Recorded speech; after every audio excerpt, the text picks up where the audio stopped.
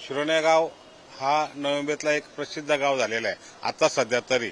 पूर्वी हा शिरोणे गाव हा शिक्षकांचा गाव होता, वारकऱ्यांचा गाव होता आणि आमच्या सुशिक्षित लोकांचा गाव।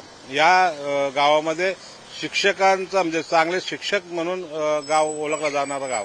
परंतु आता या ठिकाणी लॉज तुम्ही पाहिलं तर ह्या पट्ट्यामध्ये 10-12 लॉज, आमच्या पाठीमागे 10-12 4-5 लॉज आणि बार पण त्याच पद्धतीने आहेत। म्हणजे हे काय पर्यटन स्थळ नाही आहे की या ठिकाणी इतके लॉजेस। तुम्ही जर आम्ही ह्या 10 वर्षापूर्वी आम्ही युट्यूब चॅनलला किंवा या चॅनलला न्यूज दिल्या होत्या, त्यावेळेला एकदा आम्ही सर्वे केला होता। एका तासामध्ये किमान 40 रिक्षा आतला जातात ना बाहेर येतात। हे काय पर्यटन स्थळ नाही आहे।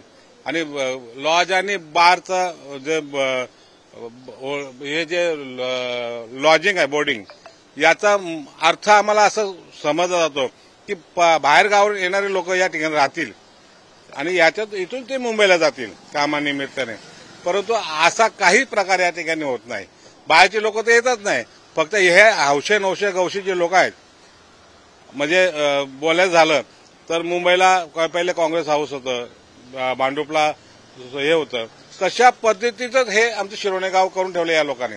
आणि आमच्या गावातले लीडर लोकांनाही जे सत्ता भोगतात, जे सत्तेमध्ये आहेत, त्यांनाही त्याचं काय घेणं देणं नाही गावासंदर्भात।